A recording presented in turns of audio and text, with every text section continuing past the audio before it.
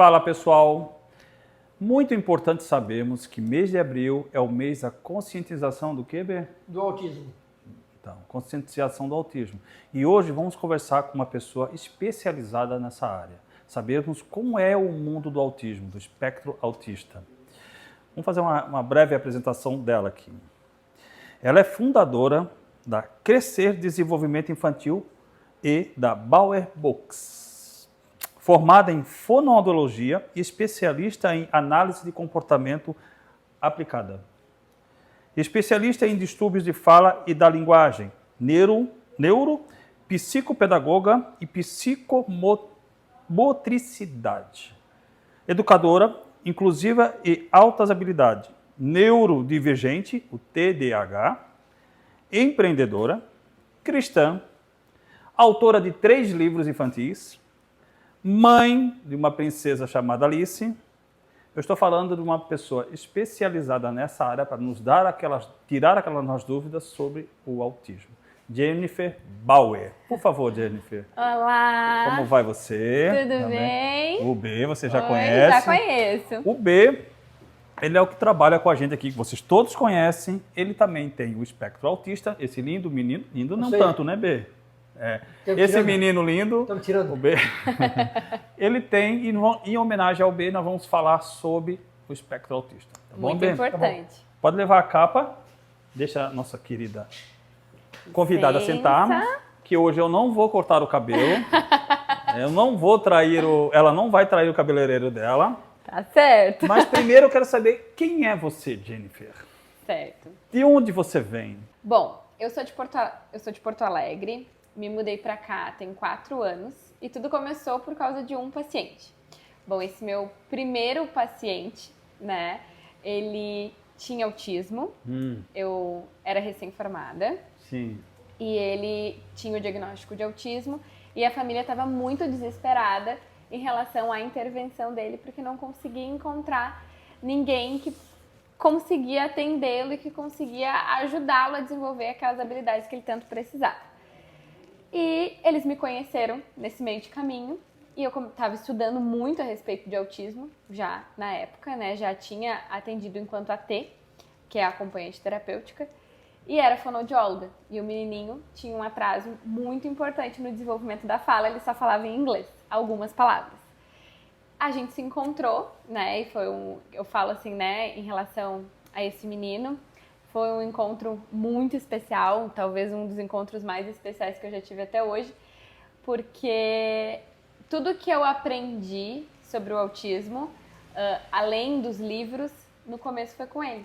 Então, ele me apresentou todas as dificuldades, ele me apresentou todas as necessidades de adaptação, e até hoje eu venho aprendendo isso com as outras crianças, mas ele foi o primeiro que me explicava o mundo dele, sabe? Então, tudo começou com esse primeiro menino, que eu vim pra cá pra atendê-lo, né, junto com a família dele, e assim nasceu a Crescer, que já tá aí há 5 anos. Então, agora em agosto a gente fecha 5 anos da Crescer Desenvolvimento Infantil, que é a minha empresa de intervenção intensiva, né, o meu centro especializado no tratamento do transtorno do espectro autista, que está localizado hoje aqui no sul da ilha de Florianópolis. Que interessante. Pode falar mais dela, ela fica próximo da onde aqui? Ela fica ali no Oca, tá? Então nós abrimos ali em setembro. Antes nós éramos um grupo terapêutico que fazia atendimentos domiciliar. Até hoje, na verdade, a gente tem uma estrutura de atendimentos que acontecem domiciliar, mas nos faltava um lugar para reunir as crianças. Porque a terapia ABA, que é o nosso carro-chefe dentro da Crescer, a terapia ABA, ela é muito focada no atendimento no contexto real, né? Então a gente faz esses atendimentos muito em casa, no supermercado, na escola, e não se fazia necessário ter uma clínica para que o nosso serviço funcionasse. Mas aí as crianças começaram a crescer e a parte da intervenção precoce começou a mudar. E eu comecei a ter muita dificuldade de reuni-los em lugares, porque para além de desenvolver as habilidades que eles já tinham desenvolvido no individual, eu precisava agora que eles generalizassem essas habilidades e mostrassem, né, interagissem um com os outros. E foi aí que nasceu a necessidade, né, que a gente teve esse grande desejo de abrir a sede para conseguir fazer uma integração entre as crianças. Para além disso, a gente começou a colocar mais especialidades, então hoje nós já somos um centro especializado em autismo multidisciplinar, porque tudo começou, na verdade, com o atendimento de fonoaudiologia e terapia ABA, que eram as duas especialidades que nós tínhamos. Interessante. Deixa eu te fazer uma pergunta. Vamos começar com as perguntas. Vamos começar. Quais são os sinais de alerta nos problemas de comunicação com crianças autistas? Com crianças autistas? Isso. Bom, tudo começa, eu acho, que no contato visual, tá? Então, é um bebê que você tá ali, né, no processo com a mãe de amamentação, e esse bebê, ele não faz tanto contato visual, ele evita o contato visual, ou ele parece estar te olhando, mas é um olhar muito vago, né? Não tem ali uma troca que a mãe percebe até como uma troca de emoção. E aí, por essa criança não olhar, ela acaba não tendo tanta a troca com a mãe em relação ao nível de linguagem que a gente chama de mamanhês, né? Que é a forma como a mãe fala com o bebê. E essa forma como a mãe fala com o bebê, isso estimula o desenvolvimento da fala e da linguagem, né? É uma forma de modelar a fala e linguagem. Então, essa criança já começa a perder aí informações importantes para o desenvolvimento de fala. Aí é uma criança que começa a crescer e aí pode vir a apresentar, por exemplo, comportamentos rígidos em relação à rotina, rituais, né? Tem um brincar muito ritualizado, então se percebe, por exemplo, que é uma criança que vai brincar com o quebra-cabeça, tem que colocar todas as peças numa determinada ordem, vai brincar com os brinquedos, ao invés de brincar com função, é uma criança que enfileira os brinquedos, que vai explorando os itens de uma forma não muito funcional. Por exemplo, tem um carrinho, ao invés de empurrar o carrinho, essa criança vai se apegar à rodinha que está rodando e vai ficar olhando de uma forma repetitiva para aquilo. Ou tem um brincar mais repetitivo relacionado a movimento. Então, uma criança que na sala de casa, ele pula do sofá para frente da TV, dá um passinho para o lado, sempre faz do mesmo jeito. E aí a família começa a perceber que tem um ritual. A criança vai crescendo e, por exemplo, tem 2 banheiros na casa, 3, só toma banho se for em um, se for para o outro, dá problema de comportamento. E a família começa a achar que tudo aquilo é birra, mas na verdade está ligado a um padrão restrito e rígido de comportamento que é característico do autismo, né? Então, para além disso, tem ali um desenvolvimento de fala e linguagem atrasado, né? Essa criança pode vir a apresentar também questões sensoriais importantes, a família começa a pensar, não pisa na grama, não pisa na areia, ou até pisa, porque não é assim, isso, aquilo e aquilo outro, depende de cada caso. Cada caso vai se apresentar de uma forma, essas características, né? Mas pode ser uma criança que, ao invés de não conseguir tocar, por exemplo, o pé na areia, que toca demais, que tem muita busca. Então, a gente pode ter uma criança aí com uma hipersensibilidade sensorial ou com uma hipo, né? Então, ou ela busca muito ou ela não consegue tolerar nada. Então, é um espectro, né? Um espectro que está dividido ali em 3 níveis, nível 1, 2 e 3 de suporte, né? O suporte está ligado ao nível de ajuda que esse indivíduo vai precisar ao longo da vida. E aí é muito difícil dizer assim, olha, isso e isso é característico. A gente tem critérios diagnósticos, mas é uma análise feita clinicamente muito individualizada. E você diz que começa ali com o bebê, aquele olhar do bebê para a mãe, né? Começa muito cedo. Tem se a mãe crianças consegue... com diagnóstico de menos de 1 ano que já conseguem ser diagnosticadas. Se a mãe consegue identificar essa situação,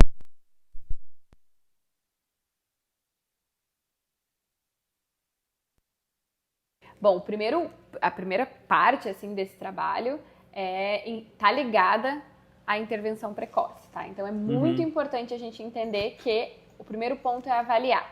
A gente precisa verificar o quão atrasado está o desenvolvimento das habilidades daquela criança. E estando atrasado esse desenvolvimento, quais habilidades estão atrasadas? Mesmo sendo bebê. Ali. Mesmo sendo bebê. A gente tem protocolos de avaliação que avaliam crianças de até 16 dias. Protocolos padrão ouro, como o Bailey 3, por exemplo, que é um protocolo de avaliação de desenvolvimento de linguagem, cognitivo. Então, assim, é um protocolo que a gente pode passar num bebê muito pequeno e ir acompanhando esse desenvolvimento desse bebê. Né? Até porque também está ligado, por exemplo, o desenvolvimento cognitivo, ele está muito ligado ao desenvolvimento motor e tudo isso. O desenvolvimento motor, ele está muito ligado ao desenvolvimento da linguagem. Então, uma coisa vai puxando a outra. Né? Então, e de onde que desenvolve, Jennifer? Bom, tem um local específico? As causas, elas ainda estão sendo estudadas, né? Então, existem fatores ambientais, fatores genéticos que podem estar ligados ao desenvolvimento, né? Quando eu falo de fatores genéticos, uma coisa interessante de falar, né? É que tanto a mãe quanto o pai podem carregar uma carga genética que faça esse filho vir a desenvolver o autismo, né? Uma variante genética. Mas também existem mutações de novo que ocorrem no processo de desenvolvimento embrionário. Então, essas mutações fazem com que um pai que não tem nenhuma variante de autismo e uma mãe que não tem nenhuma variante de autismo venham a ter um filho com autismo, porque durante o processo de desenvolvimento daquele bebê dentro da barriga aconteceu uma mutação genética e esse bebê vem com o autismo. Já é uma coisa que acontece no desenvolvimento do feto. Se é uma, né, essa criança ela vai manifestar o autismo. De que forma, em que nível de suporte, isso ainda não se sabe. Mas que já está no material genético dessa criança, sim, isso já Diferentemente da síndrome de Down, né? Tem pessoas que acabam confundindo um pouco essa relação, né? Sim, confundem, até porque são 2 diagnósticos diferentes, né, claro, mas que podem coexistir. Então, crianças com trissomia 21, síndrome de Down, também podem ter o diagnóstico do transtorno do espectro autista associado. É uma possibilidade. É uma possibilidade? É uma possibilidade. As que são um pouco mais agressivas, elas têm esse lado ou não? Como assim agressivas? Que são um pouco mais agitadas ou a forma que elas são cuidadas, assim, que ela tem um cuidado diferenciado? Tudo vai depender, na verdade, precisa se acompanhar o desenvolvimento dessa criança e entender se, sim, a gente está falando, se essa criança preenche critérios para ter esse diagnóstico associado ou não. Já houve algum caso de ter os dois? Sim, é bem comum. É bem comum? Bem comum. Olha que interessante. De ter os dois associados. O Down, pouco que eu conheço, a probabilidade consegue atingir a partir dos 40 anos, principalmente a mulher, né? Ela tem é propício a ter, né? Sim. Do espectro autismo, não tem isso. Olha, pais acima de 33 anos já correm fator de risco para acontecerem mutações de novo. O que acontece? O material genético, a mulher, ela já nasce, né, com toda a sua quantidade de óvulos que ela vai ter ao longo da vida, que ela vai conseguir. E o que acontece com o passar dos anos? Esse material genético ele vai perdendo a qualidade da mulher, né? E aí o que acontece? Quanto menor qualidade tem esse material genético, esse óvulo, porque ele está envelhecendo, maior chance de acontecer uma mutação genética ao longo desse desenvolvimento. Então, a idade dos pais mais avançada, acima de 33 anos, é um fator de risco para o desenvolvimento do transtorno do espectro autista. Olha, o Down já é um pouco mais avançado, né? Sim. Olha, bem interessante. Até tem outra pergunta aqui, mas eu queria entrar um pouquinho mais nesse assunto. Porque a sua empresa, né? Ela é uma empresa particular. Hoje a gente tem no órgão público pessoas capacitadas para lidarem.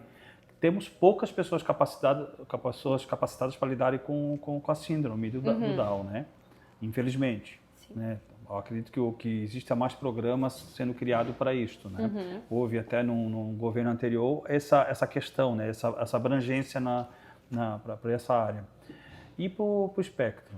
Bom, Tu conhece essa linha para o público, sistema público? O que acontece geralmente é que as famílias elas vão na UBS e aí a partir da UBS o médico de saúde encaminha para a especialidade da neuropediatria ou a psiquiatria infantil e aí demora um pouco mais para essa criança chegar no diagnóstico porque ela fica esperando a consulta. Quando consegue a consulta e aí vem a fechar o diagnóstico, essa criança ela entra na fila para conseguir as terapias. Sim. E a intervenção para o indivíduo com transtorno do espectro autista, ela é uma intervenção intensiva. Então, a gente está falando de crianças que precisam de uma carga horária de terapia de 20 horas semanais. Isso é praticamente um trabalho, se você para pensar, né? São 4 horas por dia de intervenção. Não existe hoje, infelizmente, uma realidade no nosso sistema público de saúde que comporte uma intervenção assim intensiva para essas crianças. Então, acho que o principal ponto, né, quando você traz isso, até você nem me perguntou sobre soluções, mas eu gosto muito de falar que eu acho que o principal ponto para a gente mudar um pouco essa realidade, Porque é claro que a gente não tem mão de obra o suficiente, é a gente também olhar para o ensino, né? Porque as nossas crianças com autismo, elas vão ir para a escola. Então, a gente precisa preparar os professores da rede pública. Mas é nesse ponto que eu estava te receberem perguntando. essas crianças. Porque o sistema de saúde, ele não comporta demanda. Sim. Ele não comporta. E as crianças com transtorno do espectro autista, elas têm muitos direitos. E eu acho que até talvez mais direitos do que as crianças com síndrome de Down, por exemplo, porque o movimento do autismo, ele é muito forte. Se você olhar nas redes sociais, existe muito movimento de famílias, né, buscando desenvolver mais direitos ainda, que os seus filhos tenham mais acesso. E se fala hoje muito mais sobre autismo do que qualquer outra neurodivergência, vamos dizer assim, né? Outra questão do neurodesenvolvimento. E aí, com isso, as nossas crianças acabam tendo mais direitos e elas chegam a ter o direito, por exemplo, do plano de saúde custear toda a intervenção da criança com diagnóstico de autismo. Então, se essa criança possui autismo e ela possui plano de saúde, o plano de saúde, ele precisa fornecer as terapias para que essa criança se desenvolva. E essas terapias, elas são prescritas por um médico, pediatra, neuropediatra, psiquiatra infantil, na carga horária que a criança precisa. Então, o médico vai dizer 20 horas semanais, 15 horas semanais, fono 5 vezes por semana. O médico vai dizer isso e o plano de saúde, ele tem que fornecer ou rede credenciada, né? Ou fornecer o profissional que aquela família buscou para fazer o atendimento. Mas o plano de saúde precisa custear toda a intervenção. É direito, é obrigatório por lei. E aí o que acaba acontecendo é que os planos vão empurrando para a rede, vai postergando, e as famílias acabam tendo que entrar com uma liminar judicial.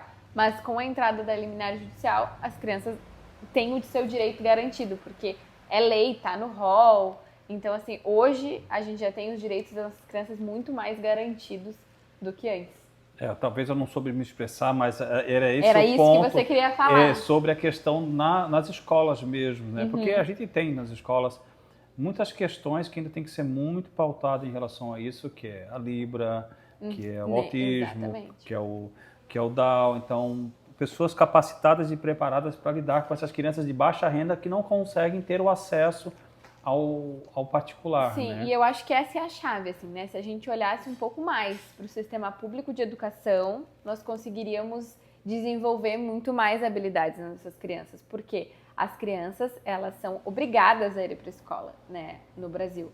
Então, é muito difícil uma família conseguir manter uma criança em casa sem ir para a escola, tendo ela nível 1, 2 ou 3 de suporte de autismo. Acontece de via Ministério Público conseguir? Acontece, mas a família precisa entrar com um processo, porque senão o Conselho Tutelar vai lá e bate na porta para entender por que essa criança não está indo para a escola, né? Então, eu acho que investir nos professores, que são figuras que vão estar durante muitos anos presentes dentro daquele desenvolvimento e que têm um papel muito importante de ensinar aquela criança, é fundamental. E eu acho que é um olhar que hoje quase não se tem para a educação. A gente tem falado muito sobre saúde e intervenção precoce, e isso é muito importante, não tiro a carga, até porque a gente realmente, com a intervenção, a vida daquela criança se transforma, a vida da família se transforma, mas eu acho que para mudar um pouco mais a realidade do Brasil,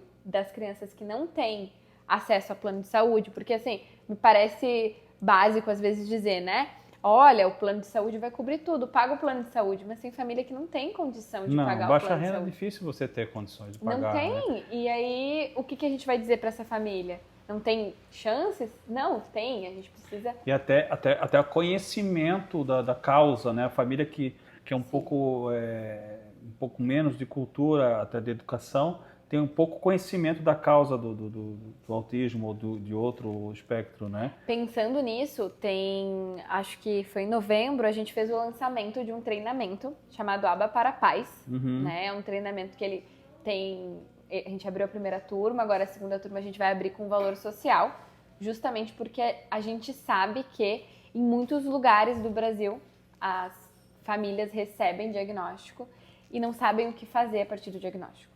Não sabem como seguir a partir dali. né? E isso vai acarretar em um atraso, uma perda importante de um tempo que essa criança tem, né? Porque é uma janela do neurodesenvolvimento. A gente está falando de um período de intervenção precoce em que a criança tem uma neuroplasticidade que ela aprende muito mais. Aquele cérebro é uma esponja. E com o passar do tempo, a capacidade de aprender, ela vai diminuindo, né? Então, toda a intervenção e os ganhos vão ficando um pouco mais cadenciados, assim, não que não aprenda. Sim, essa criança vai. A gente segue aprendendo, tanto que a gente aprende até hoje. Sim. Mas não Tem uma como dificuldade um bebê. maior. Tem uma dificuldade não como maior, um bebê. claro. Então, assim, por exemplo, agora, a minha filha de 2 anos, 1, 2 vezes que eu explicar pra ela que aquilo é o amarelo, se eu entregar outro boneco que tem alguma parte amarela e dizer pra ela cadê o amarelo, ela lembra, ela sabe. Né? Então, é muito mais rápido o aprendizado de uma criança pequena em relação a uma criança maior. E depois em relação a um adolescente, por exemplo. Então, todo o processo de aprendizagem vai ficando mais cadenciado. E as famílias não sabem disso. Né? Elas não sabem que a gente está lidando ali com um tempo que é crucial, principalmente quando a gente está falando de uma população mais de baixa renda. Né? Então, eles acabam tendo pouco acesso, demora muito tempo para esse diagnóstico sair. Depois que o diagnóstico sai, o que é autismo? Nunca vi.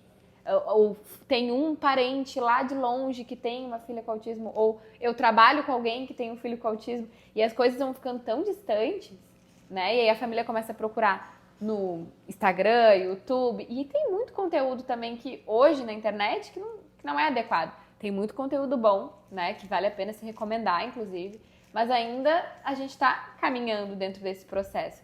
E as famílias ficam perdidas, né? E a gente, pensando nisso, pensando em todas essas demandas, a gente montou um treinamento para pais que receberam o diagnóstico de autismo para eles entenderem assim, ó, recebi o diagnóstico, o que eu faço agora?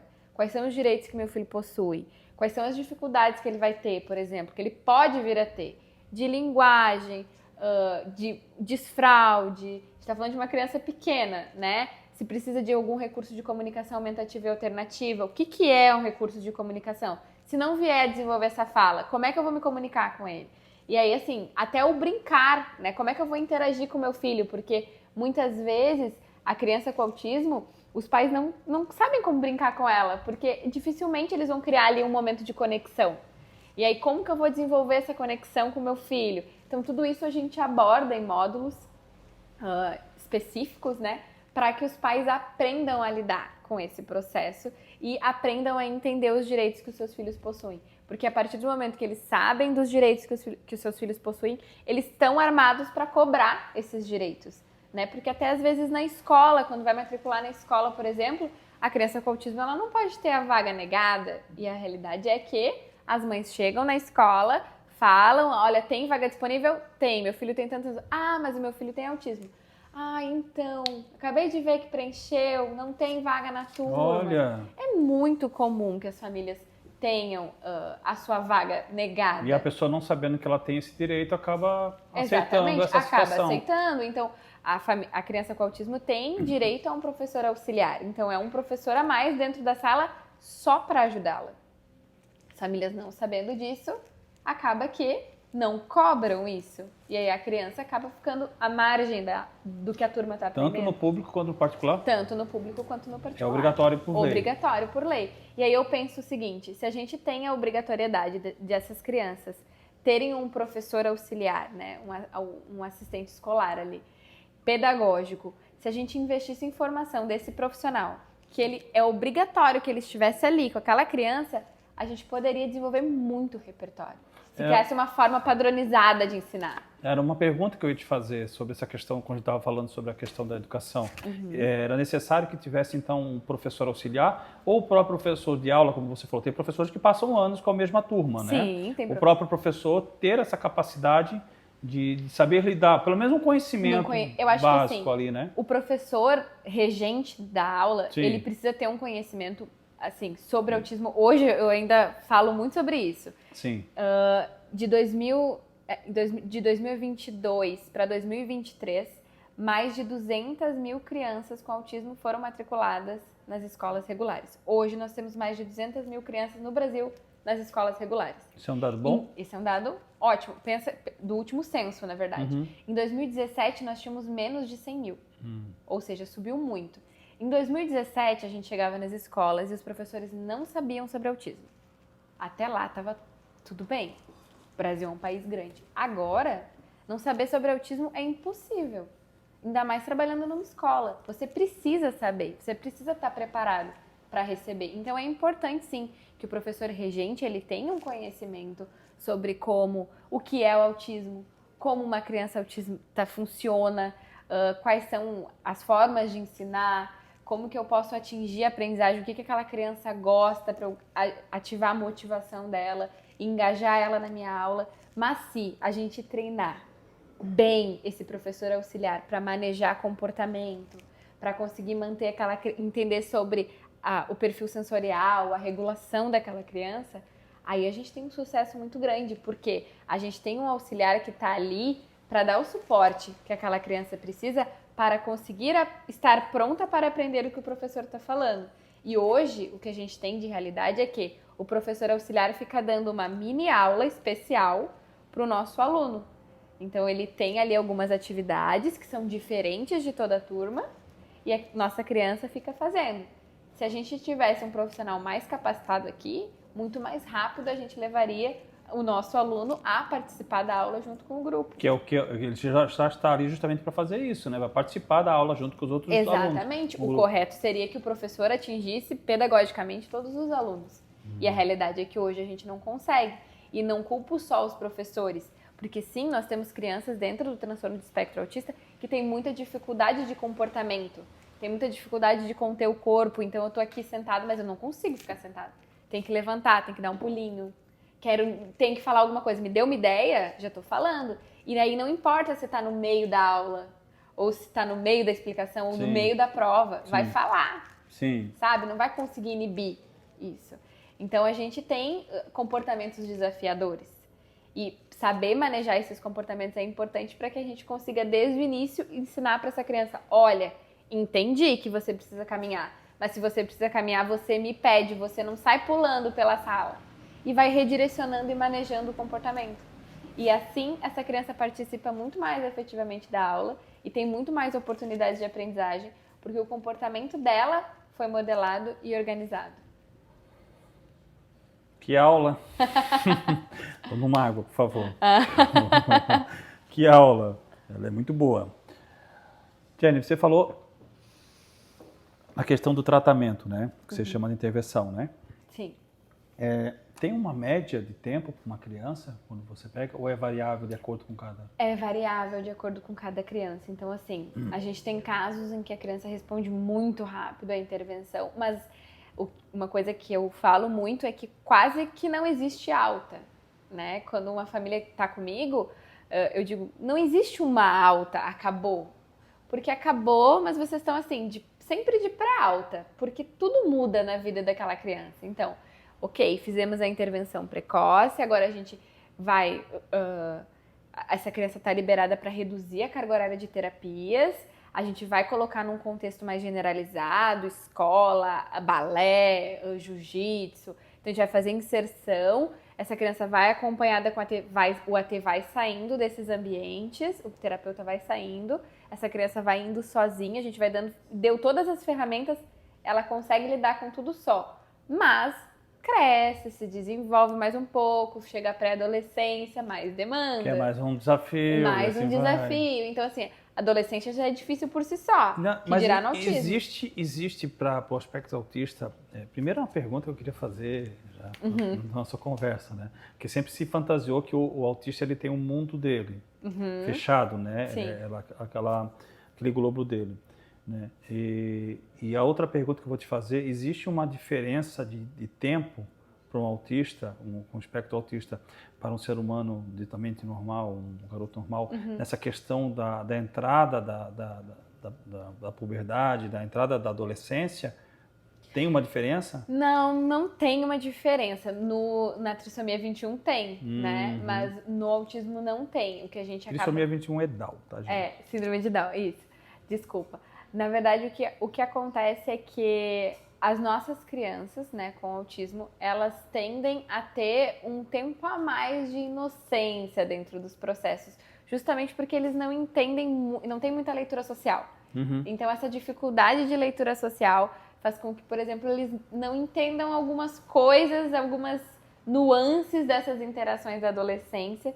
E eles nem percebem, já tá rolando flerte, já tá rolando todo um agito na galera e eles ainda não despertaram para isso. Então, é muito comum. Mas, ao mesmo tempo, tem crianças que despertam antes. Eu acho que é uma coisa mais do desenvolvimento mesmo e do meio que essa criança está inserida. Porque eu falo que isso vai um pouco de escola para escola. Eu tenho escolas aqui que as crianças nem falam sobre namoro. É todo mundo amigo. Agora, isso eu falando de crianças de 7, 8 anos. Aí eu tenho outra escola, mesma faixa etária, que as crianças já estão querendo dar o primeiro beijo.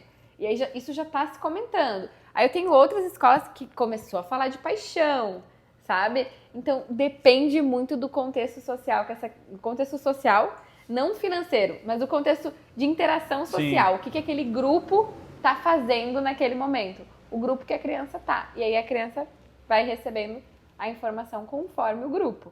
Então, é engraçado porque a gente tem a tendência de problematizar o que as nossas crianças fazem e falam, né? Esses dias um dos meus pacientinhos falou assim pra AT: Tia Mi, eu tô apaixonado pela fulana. E ela falou assim: nossa, muito cedo, meu Deus, de onde é que ele tá tirando isso? Aí o que ela fez? Ah, é? Legal. O que é tá apaixonado? Aí ele falou: ah, é que eu acho ela muito fofinha. Então ele nem sabia o que era. A gente podia pensar que ele tava passando por um processo à frente. Não, nada a ver. Ele só acha ela muito fofinha. E ele entendeu que achar muito fofinha significa paixão, e aí nomeou daquela forma. Então é um processo que ele está passando. Mas são compreensões diferentes, Jennifer? Oi? Ou são compreensões diferentes? Não. Na verdade, ele entendeu que paixão é aquilo. Talvez, muito provavelmente, ele vai sentir de uma forma mais aflorada lá na frente. Mas nesse momento ele deve ter ouvido alguém falar o que era paixão, ou passou que fulano tá apaixonado. E aí ele emparelhou com alguma coisa relacionada a ser bonita, a ser fofinho, enfim. E nomeou. Ah, então se eu te acho fofinho, então eu tô apaixonada por você. E foi assim.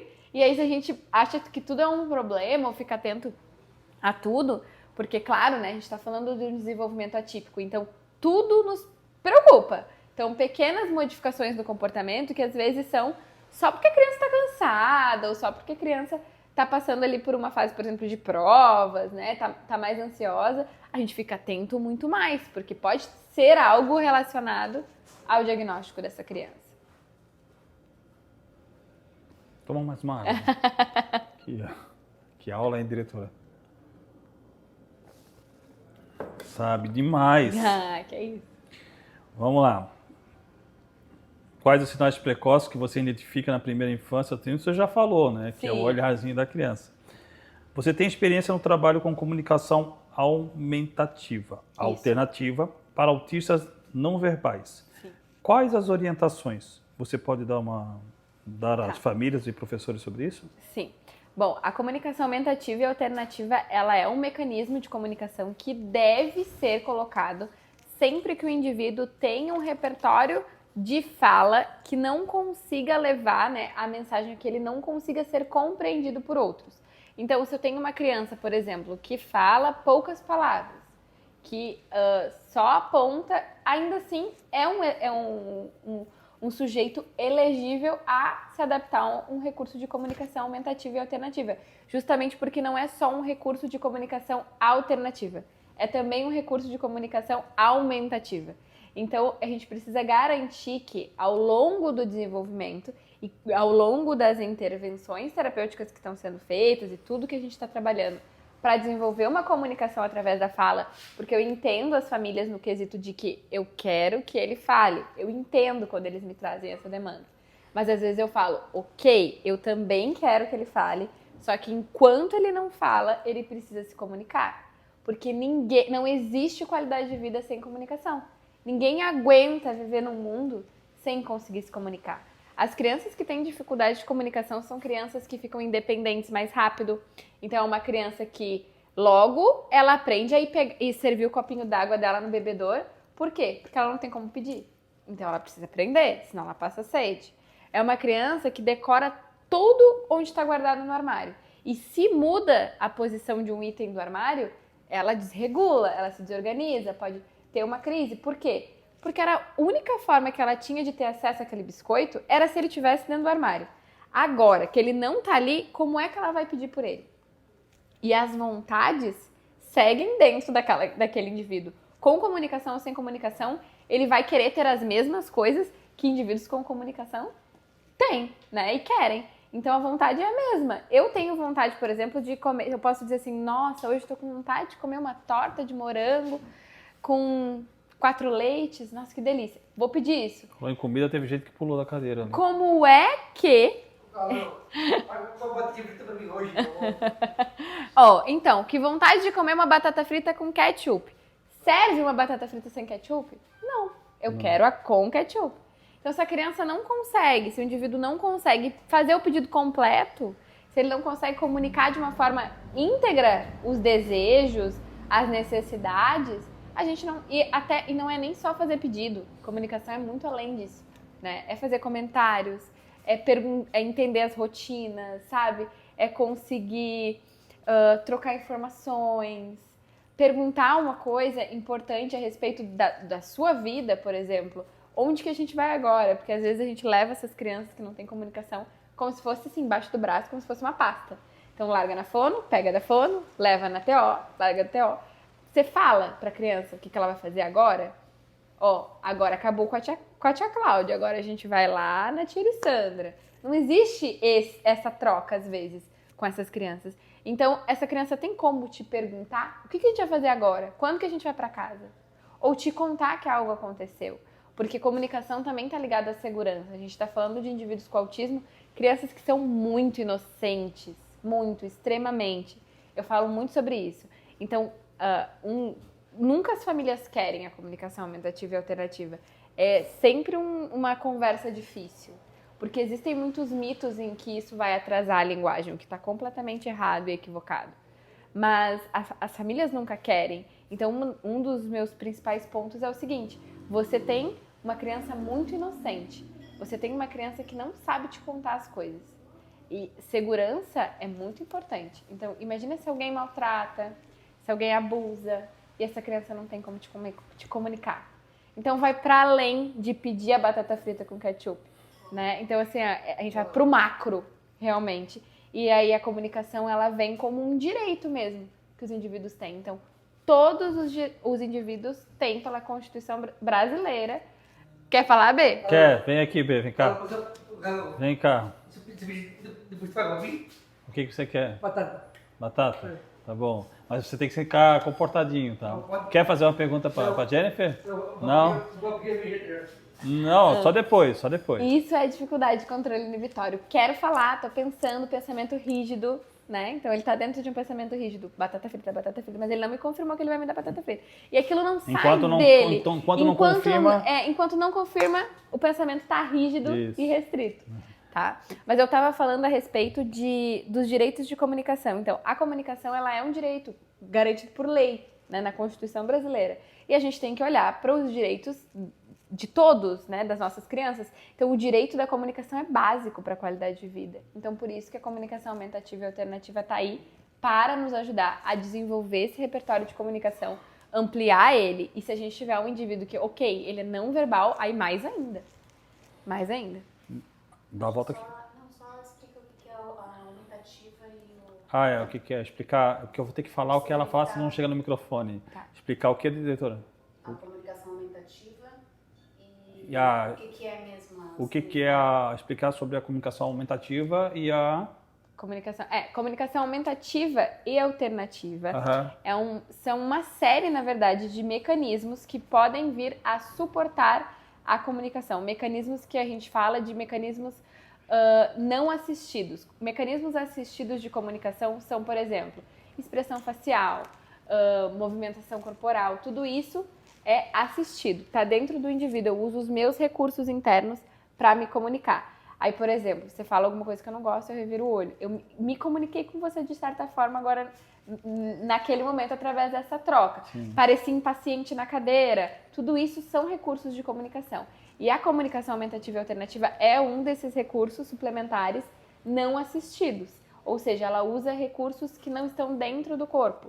Para o WhatsApp, texto, mensagem, bilhete, tudo isso é um recurso de comunicação aumentativa e alternativa, né? E aí esses mecanismos são, por exemplo, pranchas de comunicação, sistemas em alta tecnologia de comunicação como Let Me Talk, Snapcore First, a gente tem cartões de comunicação, PECs, são recursos externos que podem estar ligados, por exemplo, a vocalizadores, figuras, painéis grandes, placas. Por exemplo, se eu quisesse algo aqui, quisesse usar um recurso de comunicação aumentativa e alternativa, eu quisesse que você lavasse meu cabelo, eu poderia apontar para o shampoo. Eu estaria usando um mecanismo externo, seria um meio concreto, seria um símbolo concreto. Aí você, o que você quer? Eu ia fazer assim. Eu ia usar vários recursos para te mostrar que eu queria que você lavasse meu cabelo. Sim. Se fosse cortar meu cabelo agora, eu poderia fazer que eu não queria que você cortasse. Aí eu estaria usando um recurso interno. Ou usaria também uma expressão facial. Então, tudo isso são recursos alternativos de comunicação.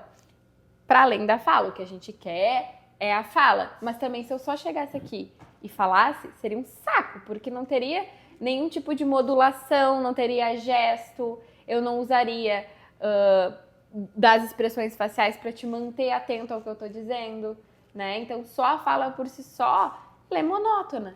E é muito comum até que a gente tenha indivíduos dentro do espectro que possuem um traço de fala mais monótono, porque eles justamente têm uma dificuldade de fazer essa ligação, né? Inserir dentro do contexto de comunicação os contextos e sinais não verbais. Então, eles têm dificuldade de usar e de entender. Então, eles têm dificuldade, por exemplo, de entender que a gente não quer que eles façam algo só com um gesto. Vai pegar alguma coisa e você não percebe. Por quê? Porque é muito sutil, né? Então, precisa de mais. Só um olhar, sabe quando algo acontece? Alguém chegou e você vai mostrar com ela. Alguém chegou, não consegue entender. Ué, o que... Não entende. E aí a dificuldade está em utilizar as ferramentas, mas também está em percebê-las, compreendê-las. Existem níveis De espectro? Sim. A gente tem nível 1, 2 e 3 de suporte. Está ligado ao quanto esse indivíduo vai precisar de ajuda para as atividades de vida diária, de comunicação, as interações sociais. É assim que funciona. E antes, né, se tinha até uma questão chamada de autismo leve, moderado e severo. Isso não existe, nunca existiu, na verdade, essa nomenclatura de classificação. Isso foi uma coisa que a gente fala assim, né, coloquialmente, foi se falando e isso foi indo para diante, mas nunca existiu pelo DSM-5 autismo leve, moderado e severo. Não existe. Não. É autismo nível 1, 2 e 3 de suporte. 1, 2 e 3. 1, 2 e 3. Uma perguntinha minha. A questão do autismo, né, esse desenvolvimento que você vai fazendo com a criança, ela chega a ter uma vida 100% individual? Ela chega a ser uma pessoa independente? Sim. Ela consegue ser? Sim, com certeza consegue. Na verdade, assim, eu falo muito para as famílias. Nós temos grandes gênios autistas no mundo. Sim, o autismo sempre vai estar lá, sabe? Vai estar em alguma característica que você... Porque por mais que a gente trabalhe em toda a intervenção, o que a gente faz é o seguinte, pensa numa caixa de ferramentas. Eu tenho uma criança e ela carrega uma caixinha de ferramentas. Ela vai levar essa caixinha de ferramentas dela pro resto da vida, assim como nós. Então, a gente tem ferramentas que a gente utiliza pro nosso dia a dia, para interagir, para se organizar, para conseguir atingir todas as nossas metas. A gente tem essas ferramentas para lidar com conflitos, para se manter regulado emocionalmente. Então, a gente utiliza todas essas ferramentas. Não é diferente para os indivíduos com autismo. Eles vão ter as dificuldades, eles vão passar pelos mesmos problemas que nós passamos e vão acessar as ferramentas. A grande diferença, que eu sempre falo para as famílias, é que assim, a gente vai trabalhar, a gente vai dar o máximo de ferramentas possível. Então, se irritou com o chefe, ferramenta de autorregulação, pega na hora, não grita com o chefe. Bateu o carro, ferramenta de resolução de problemas. O que eu vou fazer? Me acalmar, como que eu posso resolver? Bati o carro, liga para o seguro. Tudo isso são estratégias que são ensinadas. Claro que parece assim, não ensino para as crianças diretamente o que você faz quando bate o carro, mas eu ensino a eles a resolver pequenos problemas. pequenos problemas são assim... Pode falar. Cheio da porrada. Oi? Cheio da porrada. O que porrada? Não entendi. Sair da porrada. Sair na porrada. Não ensino isso.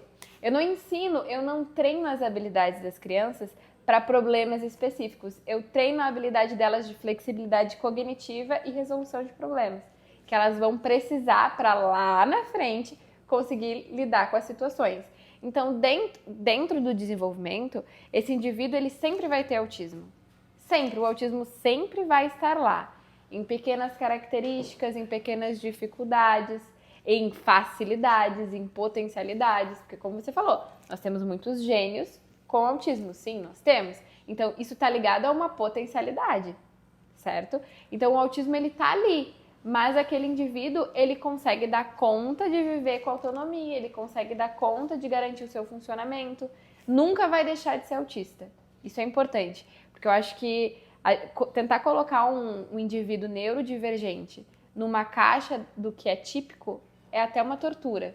Porque sim, ele vai conseguir fazer todas as coisas, mas talvez num tempo diferente, mas talvez de um jeito diferente, talvez isso custe muito para ele e aí ele precise de tempos de descanso.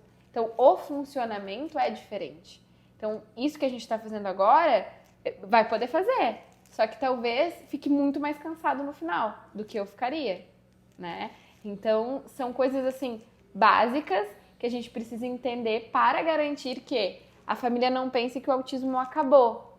E aí, tente colocar essa criança numa caixinha isolar ela do mundo, isolada do que é típico. Porque você ser autista e você ter que viver como se você fosse típico é muito torturante. É quase como dizer assim, ó, eu calço 36, mas meu sapato agora... eu só uso 34. Ah, por quê? Porque todo mundo usa 34, pés de mulheres são 34. Não funciona assim.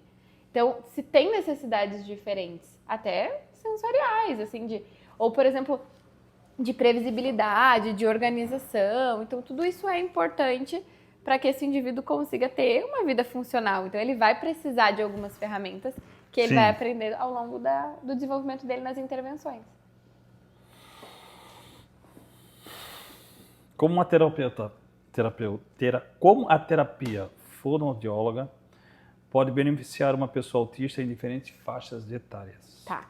Bom, a terapia fonoaudiológica ela é super importante no quesito de desenvolver as habilidades comunicativas, né? O primeiro ponto é bebê ali, pequeno, desenvolver linguagem, né? Ampliar repertório de vocabulário, a criança entender as funções comunicativas, como utilizar. Às vezes essa criança pode ter alguma questão ali no processo, por exemplo. Ah, vai que essa criança tenha produção aumentada de cera no ouvido. Aí ela acaba perdendo informação auditiva, acaba tendo troca na fala, tem alguma questão estrutural. Aí, nesse trabalho, nessa primeira fase. Depois disso, quando essa criança já está maior, a gente vai para habilidades mais dialógicas, de acesso de linguagem, resposta rápida, né? E mais para frente chega num ponto que esse indivíduo, por exemplo, adultos, podem fazer intervenção fonoaudiológica para trabalhar oratória, porque tem alguma dificuldade de modulação no que se refere à prosódia, né? Então, ao longo do desenvolvimento, a fonoaudiologia pode apoiar diversos processos comunicativos. É assim. E os pais, como é que eles podem apoiar o desenvolvimento da linguagem e da fala dos seus filhos autistas em casa? Tá. Pergunta boa, pergunta longa. Vou até tomar uma água, Por porque favor. essa é longa. Acho que, para começar, o que acontece quando uma criança não fala? Quando uma criança não fala, a família ela já teve muitas oportunidades de falar algo e geralmente é perguntando do tipo, o que é isso, fulano? Ah, é a bola. A criança não fala nada. Aí você pergunta um dia, pergunta no dia seguinte, pergunta no outro. A criança não responde, isso acaba punindo o comportamento da família e a família passa a perguntar menos coisas. E aí, cada vez mais, essa família fala menos com essa criança. Então, o primeiro ponto é, por mais que o seu filho não fale, fale com ele sempre. E não no sentido de dar demanda de pergunta, porque, coitada das crianças com atraso de desenvolvimento de fala, elas são, assim, parece que elas vivem num quiz gigante, porque elas têm que nomear tudo, parece que elas têm que provar o repertório delas a todo momento. Você sabe, já mostrou isso aqui, a criança já disse que é água, você pergunta 10 vezes o que é. você pergunta hoje, você pergunta amanhã, a criança precisa estar se provando o tempo todo. E não deve ser assim, né? O desenvolvimento de fala, ele é importante que a gente faça perguntas e a criança tenha um comportamento de responder, porque isso é responsabilidade comunicativa, mas para além disso, é nomear as coisas, sem que a criança ela tenha necessidade de te dar uma resposta naquele momento. Então olha, eu tô cozinhando, tô fazendo batata, nossa, a batata é uma delícia. Será que vai ser purê? Aí quando você entrega, olha, é purê, eu esmaguei essa batata. E mostra pra criança, nomeia as coisas. A gente tá passeando, olha ali, é a árvore, o passarinho. Nossa, que legal, o céu tá azul, olha como tá lindo. Nomear as coisas é muito importante. Depois disso, trabalhar, se é uma criança que não te olha, essa criança, ela não vai te imitar. E os indivíduos aprendem através de imitação. E a fala não é diferente. Então é importante garantir que a criança esteja olhando quando a gente fala com ela. Se abaixar a altura, né, da criança, falar, olha, vamos pegar o sapato, vamos botar o sapato no seu pé. Ih, acho que seu pé tá com chulé. E aí leva a criança num contexto divertido, mas você se abaixou, ela pôde ver a sua movimentação oral, você caprichou na articulação e tudo isso vai dando para essa criança mais entrada de informação em relação à fala e à linguagem. Depois disso, eu acho que uma coisa importante é criar necessidade de comunicar. Por quê? Muito comum com bebês, eu tenho um bebê em casa, né? Que já nem é meu bebê, que vai fazer 2 anos. Mas pra mim vai ser sempre bebê. O meu tem 17 e continua sendo meu bebê. É sempre bebê, né? Mas a gente chega a deixar a garrafa d'água num lugar que a criança alcança pra ela poder pegar e tomar água quando quiser. Então, às vezes tem criança que chega lá pra gente que a criança não sentiu fome nunca na vida, não sentiu sede, não sentiu nada, porque todas as necessidades dela estão ao alcance dela e estão sendo supridas. Tipo, às vezes assim, não demos água ainda, vamos lá dar água. Mas aqui fulano não comeu não sei o quê, vamos dar água. Espera, mostra, deixa visível, né? E às vezes é uma coisa do tipo, tá perto da hora que a criança tem fome de comer a fruta. Deixa a fruta visível alto, para criar uma necessidade dela ver a fruta, ela ficar com vontade de comer e ela ir lá e de alguma forma ter que te pedir por isso. Então, criar contextos de necessidade de comunicação para essa criança é muito importante. Olha, para as crianças menores é muito mais fácil, mas, por exemplo, você pode colocar o brinquedo preferido dela lá no alto. E aí ela vai ver o brinquedo, ela vai querer e vai ter que de alguma forma te pedir. E essa forma pode ser apontando, aí quando ele apontar, você vai nomear. Você quer o urso azul. Vou te dar o urso, tá aqui. Entendi que você queria o urso. Vai criando contexto de comunicação para essa criança precisar, necessidade de se comunicar com você. E claro, acompanha com um fonoaudiólogo, um profissional especialista, porque todas essas estratégias, e tem muitas mais que podem ajudar, mas essas estratégias elas podem ajudar, mas a gente tem adaptações específicas que vão dar o suporte para o processo. Se é uma criança com autismo e a gente não tem nenhuma questão fisiológica de base que atrapalha o desenvolvimento dessa fala, é uma intervenção. Agora, se eu duvido, por exemplo, que essa criança possa ter alguma questão motora de fala, do tipo uma apraxia de fala na infância, aí é uma outra intervenção, porque daí a gente está falando de uma criança que pode não estar falando, porque ela sabe o que ela quer dizer, ela tem um repertório aqui dentro, ela planeja, mas quando ela programa, não sai. Aí sai qualquer outra coisa, qualquer outro som, ou nada. Às vezes essas crianças, por exemplo, abrem, você percebe que ela tá quietinha e ela tá ali no mundinho dela, ali, fazendo as coisas, daqui a pouco ela fala assim. E aí ela mexeu a boca e não saiu som nenhum. Isso não é comum de acontecer, né? Então, o que aconteceu aí nesse processo? Não vibrou laringe, não mandou a mensagem certa, então tem que investigar, tá? Tem crianças que não têm o espectro autismo, mas a gente acaba acompanhando crianças que fazem essa situação de não falar e só apontar por sei lá, preguiça de falar? Ou porque os pais fazem essa vontade o tempo todo da criança? A gente tem que entender a que ponto tá, porque assim, se é uma criança que consegue falar água, se você sabe que ela consegue falar água, e ela te apontou, você pode ali dar uma forçadinha na barra, do tipo, água? Você quer água? Eu não tô entendendo. É água? Diz água. E aí essa criança, por exemplo, ela vai dizer qualquer som. Ela vai dizer, e você já entrega água. Entrega água. E vai aumentando o repertório. É bacana falar sobre isso porque a minha filha teve atraso no desenvolvimento da fala. Assim, super tabu, na verdade, porque eu sou fonoaudióloga, então não foi por falta de estímulo. Na verdade, acho que foi para me ensinar como estar do outro lado. Porque estar do outro lado dói sentar na sala de espera. Eu atendo muita criança aqui no salão, no salão do aula. Inclusive crianças com espectro. Sim. Né? Assim, realmente, meus clientes gostam de trazer aqui porque eu tenho muita paciência com criança, eu gosto muito de atender criança. Sempre desde o início foi assim. Só que trabalhar com criança com espectro pede um pouco mais de atenção e mais cuidado e muito mais paciência. Né? Sim. Então eu acho interessante, eu gosto de trabalhar com isso aí. Mas na questão da fala, o meu afilhado, por exemplo, vai fazer 3 anos, ele não fala. Né? E outras crianças também. Quando eu falei que eu atendo crianças aqui, eu atendo crianças normalmente que já começaram a vir aqui desde bebê. E eu acabo acompanhando essa trajetória. Né? Tem filhos de clientes meus, por exemplo, que a gente sempre ficava aqui brincando. Ele não está falando ainda, já com 3 anos e pouco. Só que é o dito manezinho, né? Depois que começa a falar, não para mais, entendeu? Então é normal para uma criança até essa faixa etária, nem todas terem essa facilidade de falar? Não é. Uma criança de 2 anos, ela já tem que estar, por exemplo, combinando 2 palavras. Então, não é normal.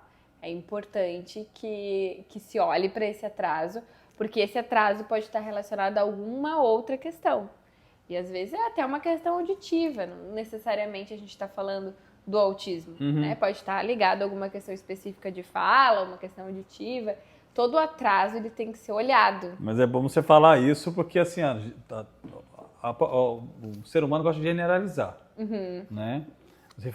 Por exemplo, você fala aqui que a criança não está falando, então pode ser que ela tenha um espectro autista. Já vai chegar lá na frente e dizer, não, meu filho tem autismo. Ele não fala. Exatamente. E assim não vai quer o outro, dizer, vai o outro, vai existem o outro. outras questões, por isso que é importante conversar com o especialista. Existem outras razões. Sim. Pelas quais as coisas podem acontecer. E a gente precisa investigar para entender que razão é essa, o que está atrapalhando o desenvolvimento da fala dessa criança. Isso é muito específico. Vou falar isso para minha irmã.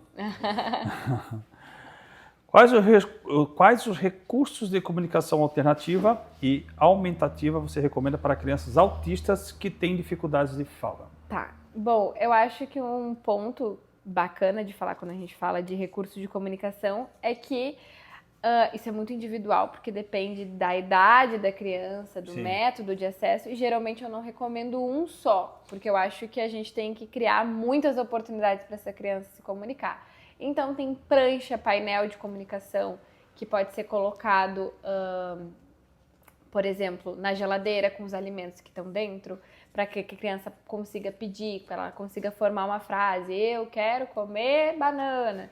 E a banana está lá dentro. Eu quero tomar suco, estou com sede. Ah, você quer suco porque você está com sede? E aí o símbolo está ali para essa criança conseguir se comunicar. E para além disso, um sistema robusto de comunicação é muito bacana. Então, um sistema de alta tecnologia, que seja num tablet, funciona muito melhor, é muito mais rápido, mais eficaz assim para edição, assim para conseguir inserir novas palavras. Então, eu recomendaria esses 2, mas eu nunca recomendo um só, até porque, por exemplo, se eu ficar presa a uma alta tecnologia, que é um iPad, por exemplo, às vezes acaba a bateria. E aí, como é que essa criança vai se comunicar? Não vai falar? Exato. Tem que ter outros recursos. A gente está falando disso, até me veio a ideia. Se você quiser, a gente pode fazer aqui para a barbearia um sistema de comunicação. Olha que Ó, a legal. gente vai cortar, agora a gente vai parar, agora de novo. E aí vai dando previsibilidade para a criança de quais são as próximas etapas. Ó, agora é a máquina. A gente pode fazer tanto uma rotina visual quanto uma comunicação. Muito legal, mas muito legal mesmo, porque assim, eu não tenho tanto problemas mesmo, sério, sabe? Na verdade, às vezes eu tenho mais problema com os próprios pais, que são impacientes. Por toda uma ansiedade. Ansiosos ali, ficou impacientes com a criança. A primeira coisa que eu falo, a primeira regra que eu falo para um pai que traz uma criança aqui, independente com espectro ou não, tenha paciência. Eu tenho bastante paciência. Então, ela vai chorar, às vezes ela não vai querer ficar na cadeira, então eu vou conversar, eu vou me comunicar com ela, a gente vai brincar um pouco, vou botar um desenho se for necessário, vou dar um objeto meu para ela ficar mexendo e me ajudando, vou brincar e assim a gente vai tendo uma interatividade, entendeu?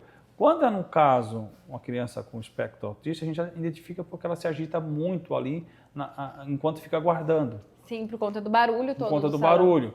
Eu tive um problema só com... Um problema, perdão. Não é um problema. Uma dificuldade. Com uma criança por causa do barulho de máquina. Aí realmente não teve como cortar. Só que eu notei, Jennifer, que a dificuldade veio dos pais da criança. Não da própria criança em si. Entendeu? Porque o pai já disse não antes de eu chegar.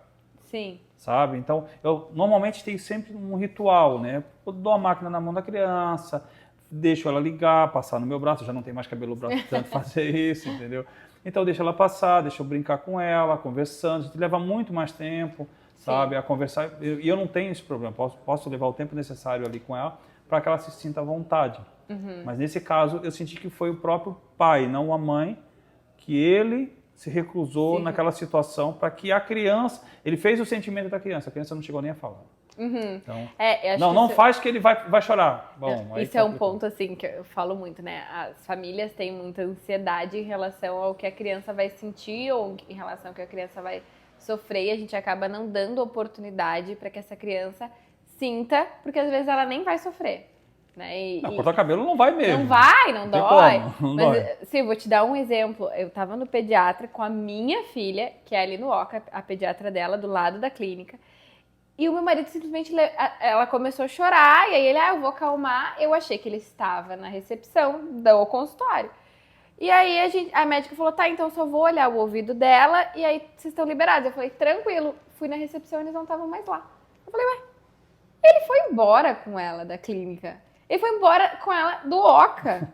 Ele falou, não acabou? Eu falei assim, como assim não acabou, cara? Ela nem olhou o ouvido dela ainda. Volta pra cá. E ele tava ansioso porque ela tava chorando. Ele tava tão ansioso porque ela tava chorando, porque ela tava sofrendo. Sim. E aí eu voltei pra sala, pro consultório dela, eu falei assim, olha, ele foi embora.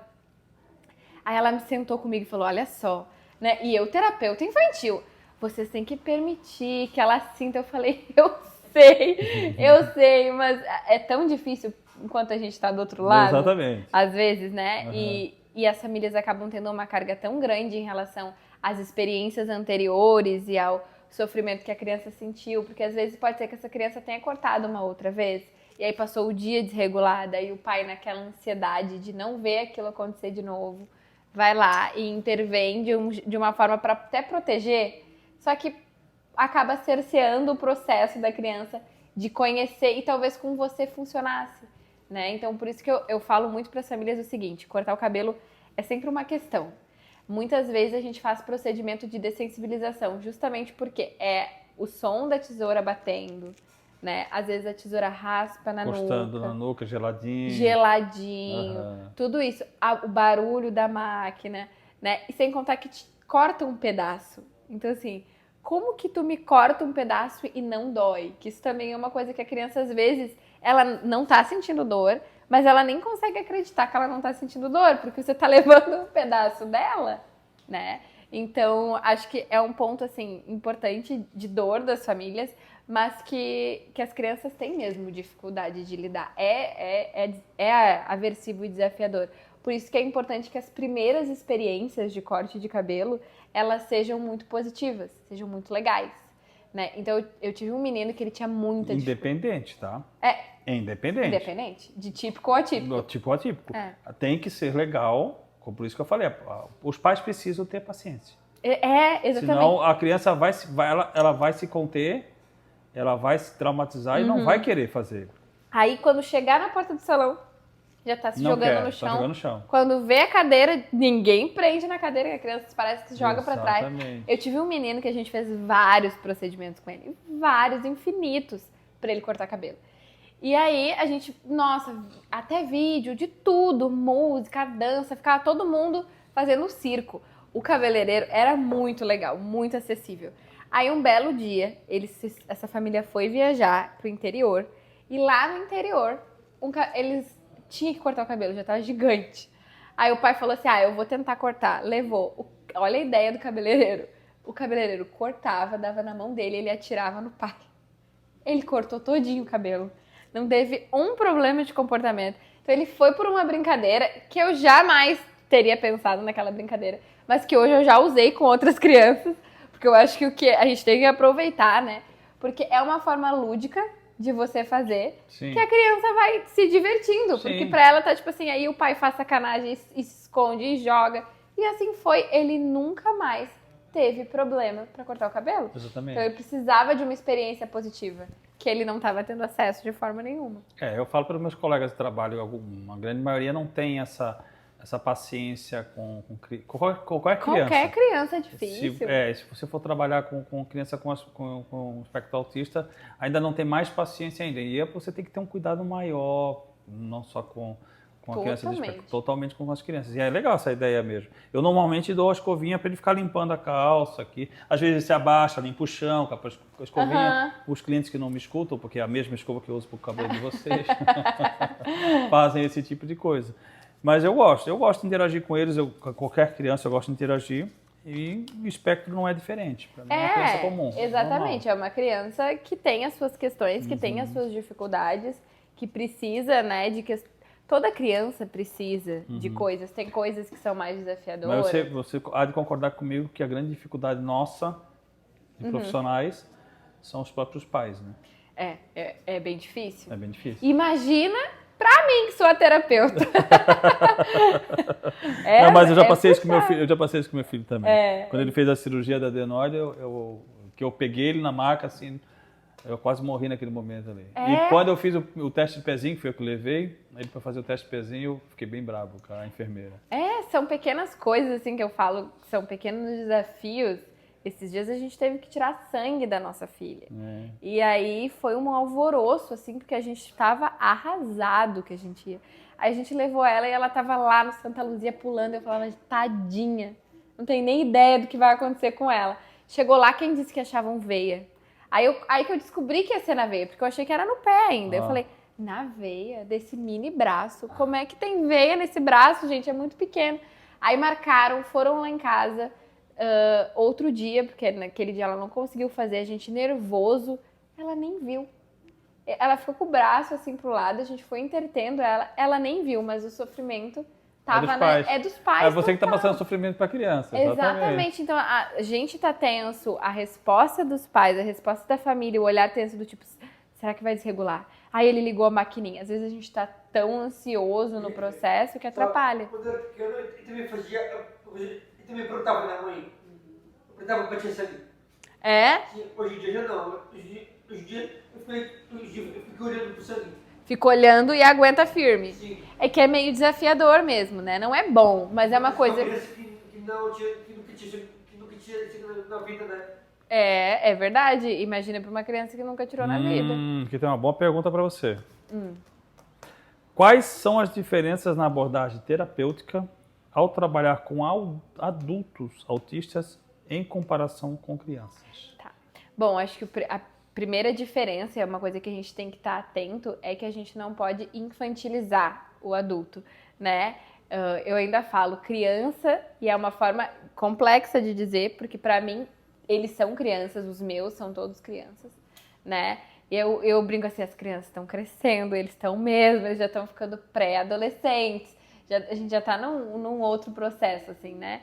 Mas não infantilizar o processo de intervenção terapêutica é muito importante.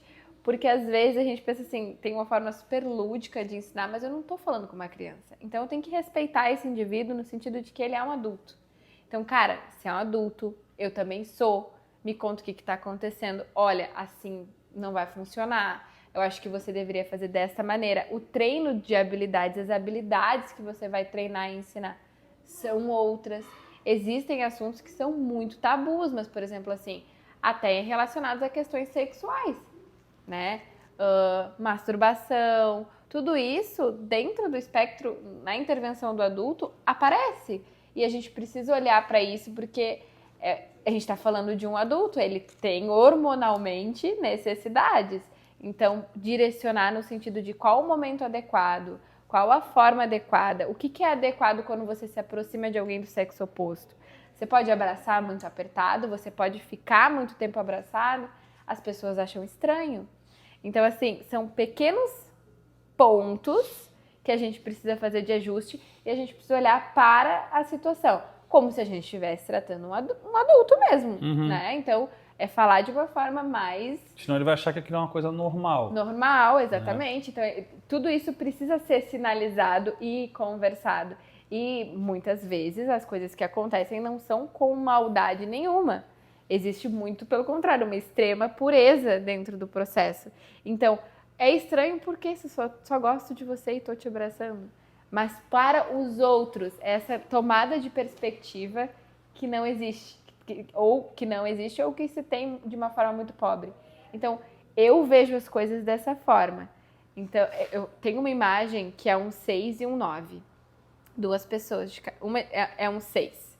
Pra mim é um 6, pra cá é um 9. Vai depender de onde a gente tá olhando.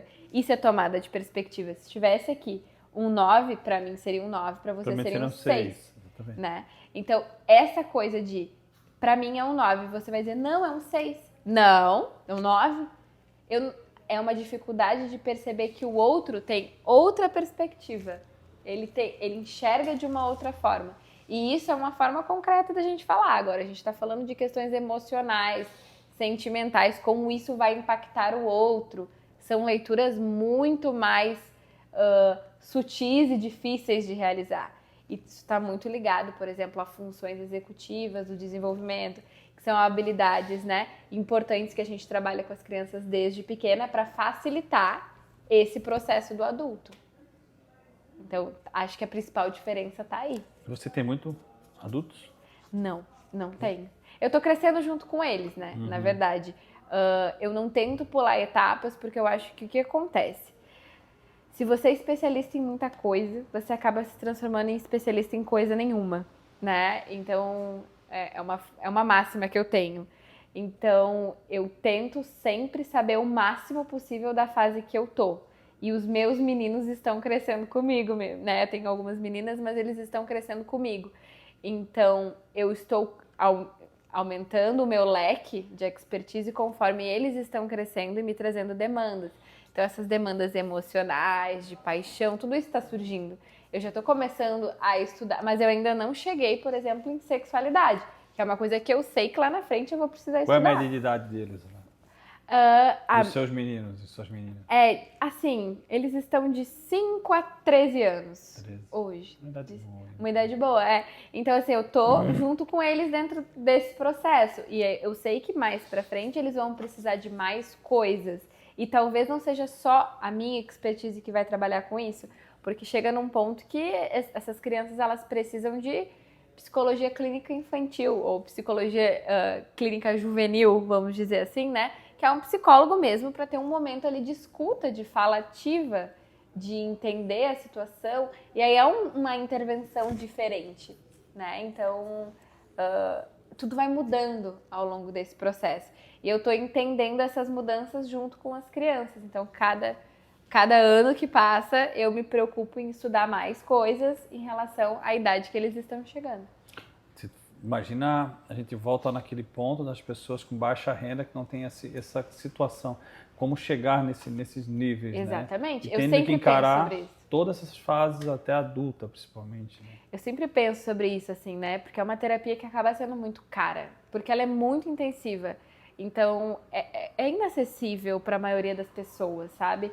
E às vezes eu fico pensando assim, nossa, tem tanta coisa que eu sei, que se eu não sendo, por exemplo, me achando assim, mas eu tenho tanta coisa aqui dentro que se eu pudesse falar para mais pessoas e se isso fosse além, a gente teria como levar esse conhecimento para outros e mudar mais vidas, porque de verdade o que eu vejo na Crescer hoje é que a gente realmente transforma a vida daquelas crianças, da família, sabe? Eu sou muito conectada com as mães também, assim, mas porque eu olho para tudo isso realmente como um propósito, né?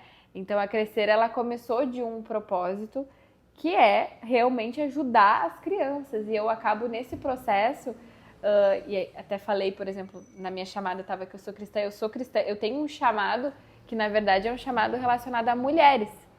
E esse chamado, quando eu recebi, eu falei, nossa, que estranho, porque eu trabalho com criança, né? E aí depois, quando eu me vi mãe, eu entendi que, na verdade, sim, o meu chamado ele é completamente para mulheres. Porque não existe nada que eu faça para um filho de alguém que eu não esteja fazendo diretamente para uma mãe. Exatamente. Não existe nada. Nada. Pro pai também, tá? Pro pai também, pro pai eu também, sei, tá? eu sei. Por favor. Mas é que na verdade... Adoça assim, a boca do meu filho que você adoça a minha boca. Exatamente. Então, assim, acho que para as mães que elas estão mais ativas no processo. Sim. Porque existe até pesquisas que falam disso, né? As mães ficam mais ligadas ao cuidado direto do filho e o pai vai para o mercado de trabalho, quando ele participa do processo, né? Porque às vezes os pais não participam, a realidade é essa. Não suportam tudo que o processo diagnóstico, tudo que as mudanças, todas as dificuldades trazem, o homem acaba não suportando algumas vezes, né? E a nossa realidade é uma realidade de que nas nossas salas de espera dificilmente tem um pai sentado. Sério? É muito mais uma mãe. Olha, eu vou defender alguns pais, como eu, por exemplo. Não, exatamente. E olha que bom. Eu ainda falo, eu tenho um pai, eu vou falar o nome dele aqui, ele é Vinícius. Até hoje, foi o único pai que respondeu uma anamnese. A anamnese é uma entrevista inicial que o terapeuta faz com a família. Então, a família chega e tem as demandas e a gente vai conversar. Eles sentam lá comigo e falam, o que está acontecendo? Por que vocês precisam de mim? A família fala tudo nessa primeira entrevista, que a gente na clínica chama de anamnese. E uma vez aconteceu de um pai, uma vez, em quase 7 anos, de um pai me responder as perguntas. Isso nunca tinha acontecido antes. Sério? Nunca. E agora eu até falei, né? Quando a minha filha começou as terapias, ela faz terapia lá na clínica, né? Tá quase de alta já. E quando ela começou as terapias, o meu marido respondeu também. E eu fiquei muito orgulhosa, porque eu falei assim, nossa, até hoje... Como os homens estão mudando? Então. Na história da Crescer, a gente teve 2 entrevistas iniciais preenchidas por pais. Né? E isso é um dado importante, assim, né? Então, quando a gente fala da sobrecarga materna, é uma coisa que pega pesado, porque a gente tem mães muito sobrecarregadas com os cuidados, né? E eu me vejo muito linkada a esse chamado mesmo, assim, né? De conseguir transformar a vida dessas crianças para que essas mães tenham as suas vidas transformadas também, fiquem mais tranquilas em relação ao processo do desenvolvimento dos filhos delas. Acho que uma mãe nunca fica tranquila, mas que ela consiga se sentir um pouco mais segura ao longo de todo esse processo. É que isso. Bom, que bom. Mas eu ainda vou puxar farinha pro meu... Tá jóia. Temos pais que são bem participativos, tá? Tem. Participativos. Tem. Eu, desde o nascimento do meu filho, que eu ajudei no parto, a alimentação, que eu sempre fui eu que gostei muito de cozinhar, a adaptação na escola, até hoje. Até hoje. Até hoje meu filho é o meu bebê. Sim, nós temos muitos bons pais. Muitos. É o que eu falei pra você, que quem levou pra fazer o teste de pezinho foi eu. Foi você, exatamente. Bom, vamos lá. Como é que você adapta a sua abordagem de terapia fonoaudiológica para atender às necessidades individuais de cada cliente autista? Com base na avaliação, porque a avaliação ela é uma avaliação completa, né? Então ela é uma avaliação que traz dados individuais a respeito do desenvolvimento daquela criança, daquele indivíduo. E aí, com base nisso, na queixa principal, na demanda que essa família traz pra gente, a gente adapta toda a intervenção pensando nisso. Então, não existe nenhuma intervenção que seja um modelo, um padrão, um método.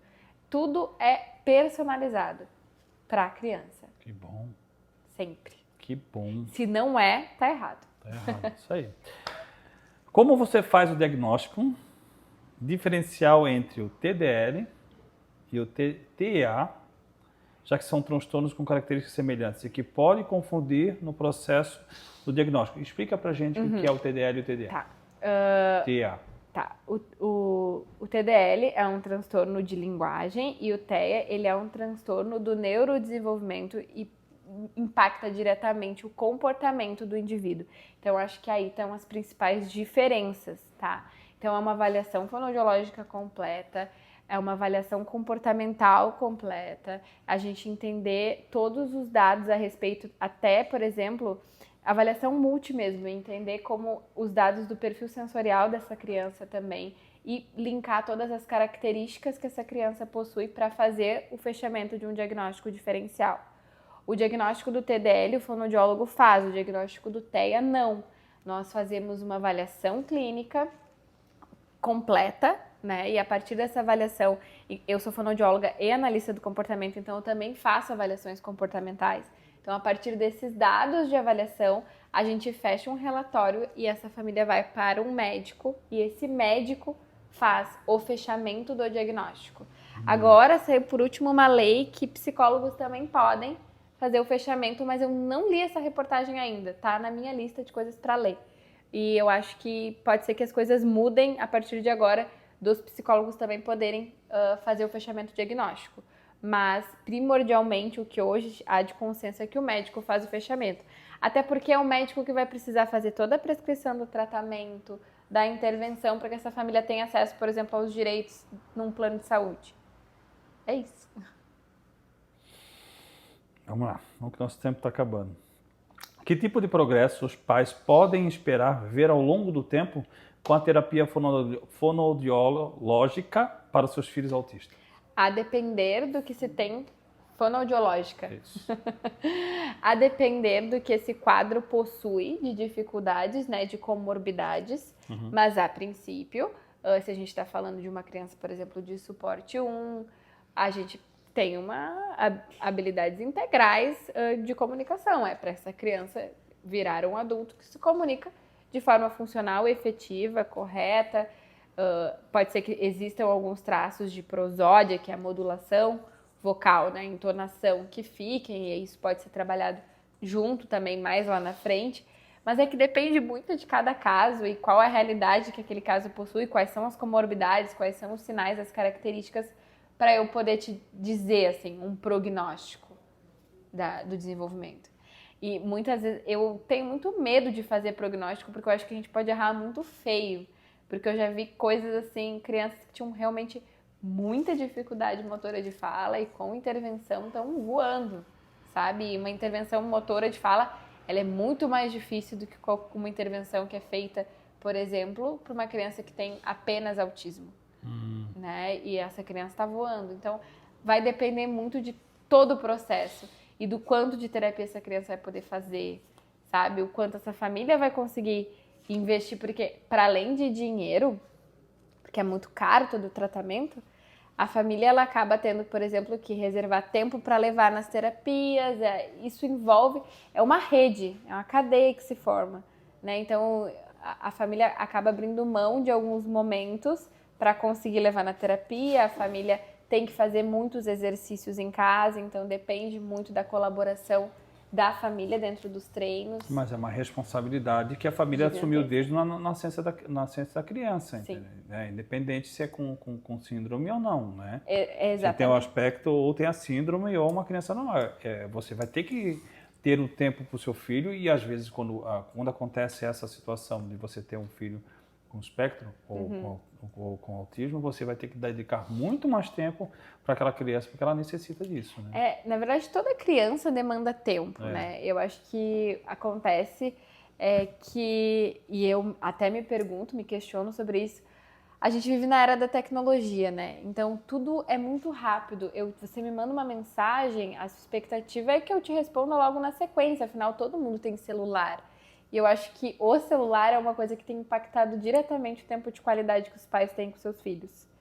Porque, teoricamente, você até tá ali, mas você não tá 100% ali porque alguém te mandou uma mensagem ou porque nós estamos viciados no Instagram. Isso é claro, nós estamos todos viciados. Ou porque você viciou o seu filho na parte tecnológica. Na parte tecnológica também. Que aí você vai olhar para o seu filho que está do seu lado, mas ele não está ali, porque ele está ou jogando videogame, ou saindo do videogame está no celular, ou o celular está indo para o computador e assim por diante faz aquele ciclo. Exatamente. Como tem aí, muita criança dessa era. Quando vê, tá todo mundo dependente de tecnologia. Exatamente. E aí é esse ponto, assim, na era da tecnologia, tempo de qualidade é uma coisa rara.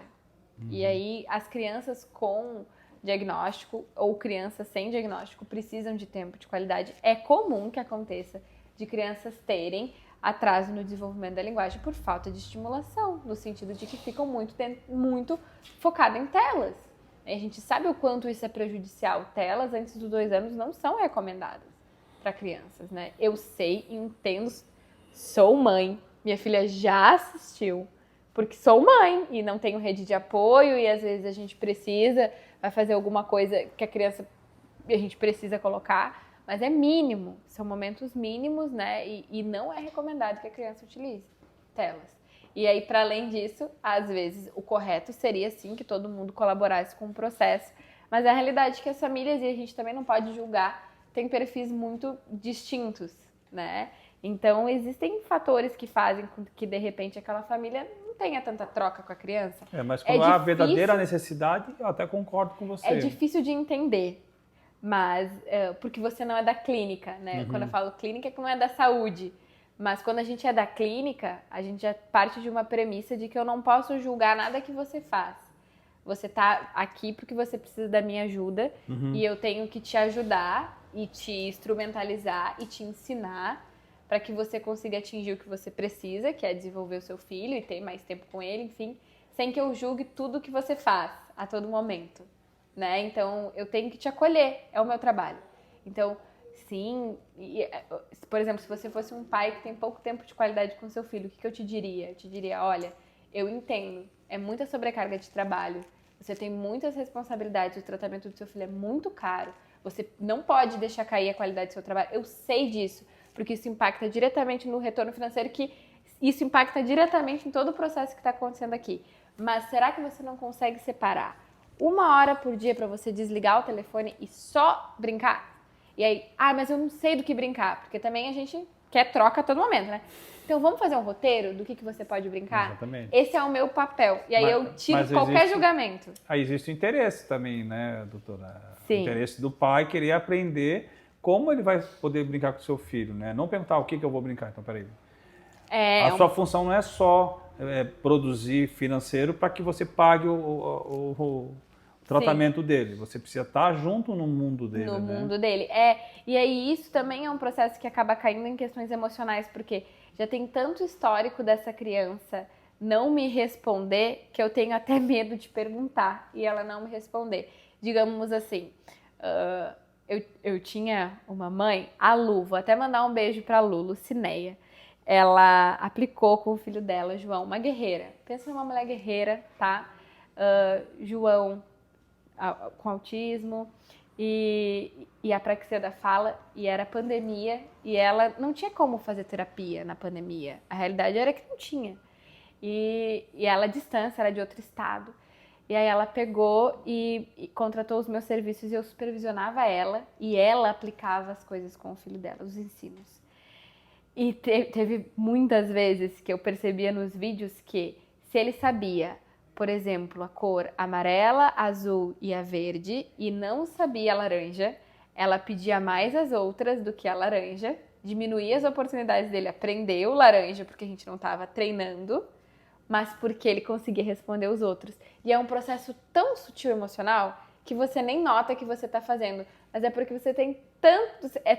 eu quero tanto ver o que meu filho está fazendo, que ele está aprendendo, que ele está se desenvolvendo, que se ele não faz, eu nem acesso aquilo, sabe? E aí eu coloco a Lu, meu Deus, uma mãe maravilhosa, o João tem muita sorte, mas levando para outro escopo, de um outro pai, que não é casa da Lu de forma nenhuma, mas, por exemplo, um pai que não consegue acessar esse filho, e a gente idealiza algumas coisas quando um filho vai nascer, né? Então a gente idealiza o balé, a gente idealiza o futebol, são idealizações diferentes, se é menino ou menina.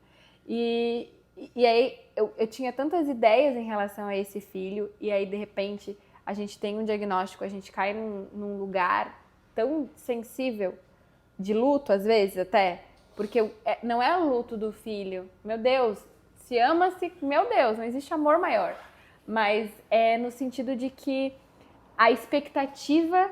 O luto da tua expectativa. O luto da tua expectativa. Exatamente, entendo. Então, não quer dizer que não vai atingir, não quer dizer que não vai conseguir conquistar, não. Mas é o luto da expectativa que a gente criou enquanto pai. E aí, acessar isso é muito doloroso. Então, por isso que, às vezes, as famílias acabam afastando um pouco mais. E aí eu falo que é um processo até de resgate no sentido de mostrar que essa criança está evoluindo. Então, de repente, é um pai que precisa receber mais feedbacks de registros dessa criança respondendo às terapias, aos ensinos, interagindo com os pares, brincando. Poxa, vamos usar esse celular para filmar, então, essa criança, para mostrar para ele como ela está aprendendo e se desenvolvendo. Vamos chamar ele para entrar dentro de uma sessão de terapia para mostrar como que ele pode brincar. E aí a gente vai aos poucos inserindo essa família mais dentro desse contexto. Porque é desafiador acessar uma dificuldade do seu filho.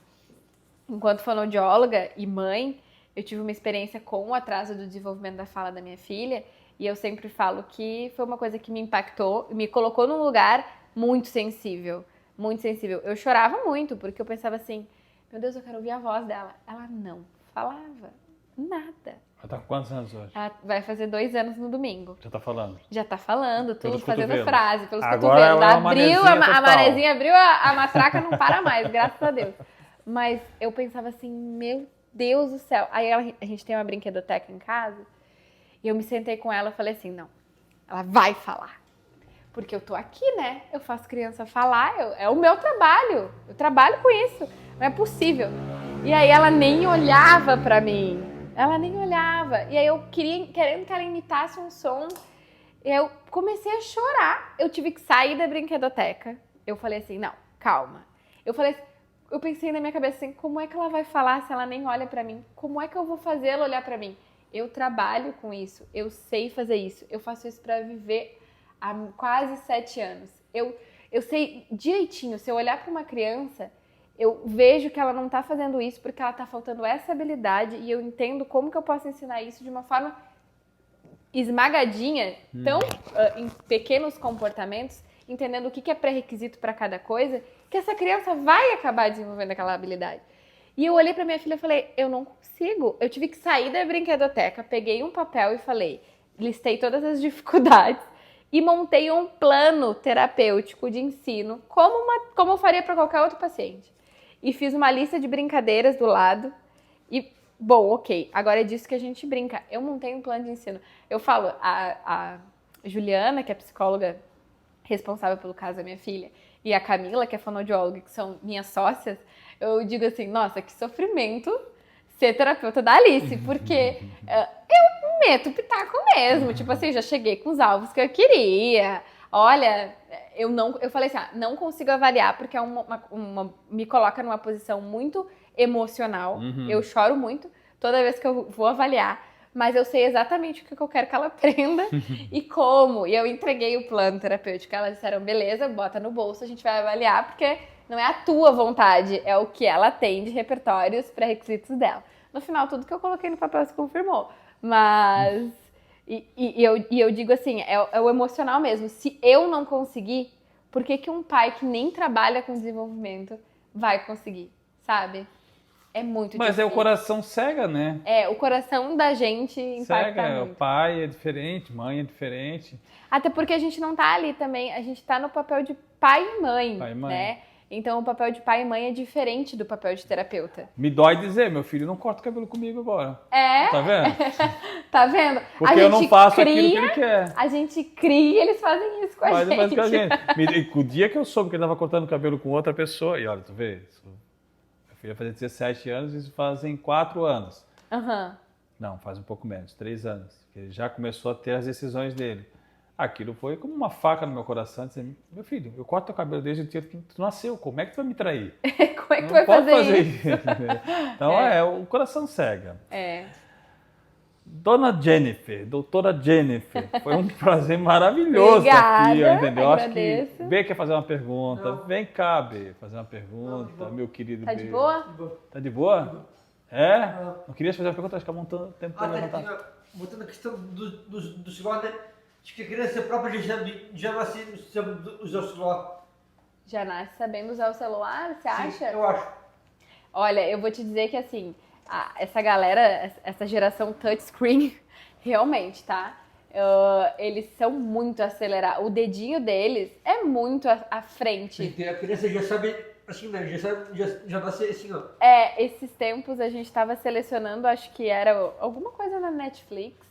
E a minha filha foi pra frente da TV e passou a mão assim, eu falei, meu Deus, ela não pega no celular. Eu falei, como é que ela sabe? Muito provavelmente porque vê que a Fazendo gente aquilo ali, faz exatamente. aquilo. Ela foi pra frente da TV e fez a mesma coisa. Eu tenho crianças que sentam nessa cadeira bem pequenininhas, que a minha vontade é esmagar aquela bochecha, mas ela fica com o dedinho assim, ó. Passando. Exatamente. Então é uma habilidade. Dedo desse tamanho, né? Aí fica ali, o celular desse tamanho, fica ali passando o que vai fazer. Passando e seleciona e clica. Então, sim, é uma geração que tá diferenciada no quesito tecnologia. Verdade. Eu sei que você falou bastante. Tá bem? E eu adorei que você falou bastante. Nossa, essa mulher tem muita coisa para nos mostrar. Mas eu gostaria que você deixasse uma mensagem para os nossos amigos. Difícil. Bom, Pode ser cristã também. pode ser cristã? Por favor. Bom, olha. Pode não, eu gostaria muito que fosse. O que acontece é o seguinte, né? Eu acho que não é fácil estar do outro lado, não é fácil receber um diagnóstico. Enquanto terapeuta, a gente está na parte que dá o suporte e que traz as más notícias, muitas vezes, a respeito desse desenvolvimento. Mas não desista, se concentre em ajudar seu filho, se concentre em entender quais são as dificuldades dele, mas também quais são as potencialidades dele, porque existem muitas, diversas, e através das potencialidades a gente chega muito mais longe. Não existe limite para esse processo, não existe nada que a gente não possa ensinar para o indivíduo. Então, existe uma inabilidade nossa de ensinar, de não saber como, mas todo indivíduo aprende. Se esse indivíduo não está aprendendo, é porque a gente não sabe ensinar. Então, vamos se concentrar em entender o que a gente precisa fazer para ensinar, como que essa criança aprende, como que a sua criança aprende, para que a partir daí ela possa avançar cada vez mais. Então, acho que é isso. Espero que eu possa ter ajudado, repartido um pouco do meu conhecimento, da minha experiência, para quem quiser acompanhar um pouco mais do meu trabalho. Eu tenho nas redes sociais, depois eu acho que vai ficar divulgado. Pode falar o seu contato, por favor. @fono Jennifer Bauer e @cresceric. Podem nos acompanhar, né? E que ali a gente também a gente compartilha muito conhecimento. E se eu puder ajudar de alguma forma, contem comigo, espero encontrá-los. Muito bom. Tá bom? Obrigada. Parabéns. Excelente. Obrigada. Foi um prazer enorme. Um prazer. Bernardo, vai deixar o seu contato, o contato do nosso Papo de Salão, por favor. Pessoal, para quem não me segue nas redes sociais, @Papo de Salão _Floripa. Perfeito. TikTok, Papo de Salão _Floripa. Facebook, Papo de Salão Floripa. no Instagram. Papo de Salão Floripa. Se inscreva, Ative o sininho. curta Comenta. e compartilha. Isso. É isso aí. Perfeito, gente. O B comanda aqui o Papo de Salão. isso aí. Bate aí, B. No sábado eu vi que tu se emocionou no sábado naquele dia. Me emocionei, é verdade. Ouvi? É difícil não se emocionar, né? Verdade. Jennifer, foi um prazer, tá? Obrigada. Enorme. Essa sua aula que você deu sobre o espectro autista, Obrigada. tá? Foi muito bom mesmo. Eu espero que todos tenham entendido e gostado, porque eu adorei. Tá?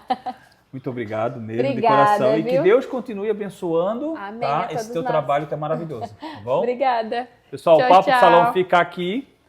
Até mais. Até mais.